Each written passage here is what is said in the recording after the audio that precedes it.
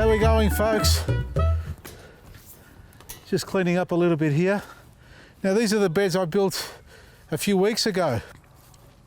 We've got pak choy there, and I put some celery, and then Mama came over and brought me some cos lettuce, which were wilted because they were grown. And you know how I talk about pulling out your seedlings from the ground and separating the roots, and they start to fall over and go backwards if you start pulling them apart. Well, that's what happened to these cos lettuce. You can see what I mean by that. See all this damaged foliage here? All that there? That was the original foliage on it, and it did go backwards. You can see even more here. This is all dieback. That's because we damaged the roots when they were separated. Well, not me, that's how I got them. They were delivered to me in some moist newspaper, so when I did plant them in the ground, I did soak some liquid gold and Eco Boost on them just to give them a fighting chance, and they've kicked on really well. Plus we had some good rain, which helped to soak the ground up for me, so I didn't have to water.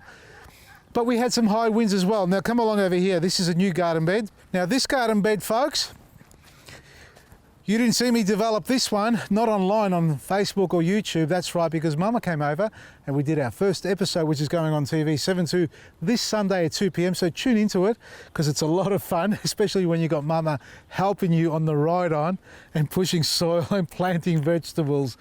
If you know what I'm talking about, you're going to love it, especially. And if you haven't seen anything like that before, well, you're going to be totally surprised to see how efficient an 80-year-old lady is in the garden, and she runs ring around her son. Anyway, what we've got here, have a look. I have to mention this. This is ridiculous. It wasn't my choice of the planting spacing or the plant spacing. This is kale. Now, you know how big kale grows? Huge. One plant will be this big. So literally, we've got too many plants beside each one. So for one plant, I need to remove two. Now the idea here is, or Mum's theory is, that as they grow, you pull them out and you eat them as young seedlings, medium size, and then eventually keep the larger ones in there, and you'll have spaced them out. So out of the 200 we plant, we'll have 70 or 60 left, which will go to full size. But not only that, right next to it, fennel. That's huge. This stuff here is going to be huge. This is the debate I have with Mama. So we'll see that on Sunday at 2 p.m.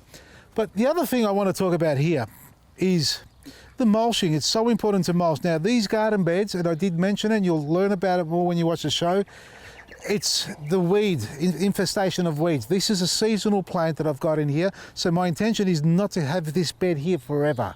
It will change. But we have got the cape weed growing through, so we've got a brush cut there. But see how messy the mulch is over the top?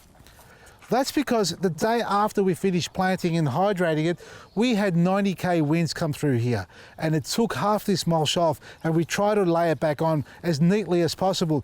It didn't have enough time to settle down. That's what happens with mulch if it's freshly laid and you get high winds. Yes, you can soak it, but it needs to decompose and start to mat down properly. And that takes a week, 2 weeks, maybe 3 weeks for it to happen properly.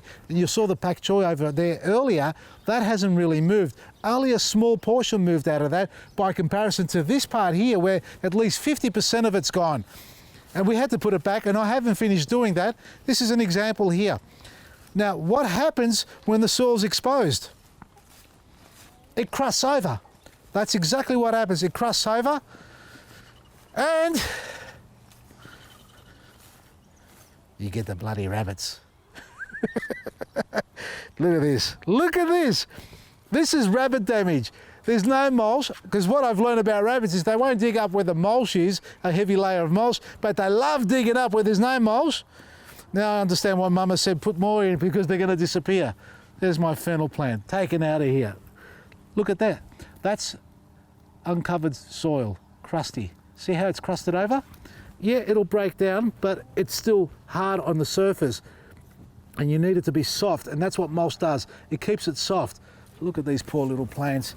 So we put these back in there. We're going to have to get the mulch back over the top and train Cara up to hunt these rabbits down properly. Just fill this over here, and don't mind the rope, folks. That's for our little horse, or little big horse, Krishna, so he doesn't come in here and stomp all over it. So folks, if you've got a garden bed, whether it's a vegetable garden bed or a flowering bed, get some mulch over the top to protect the soil, stop it from crusting over, and give your plants every opportunity they have to grow big, strong and healthy. And remember, it is the weekend, so our double deals, buy one, get one free, is back on. If you missed out last weekend, well, it's on again today and tomorrow.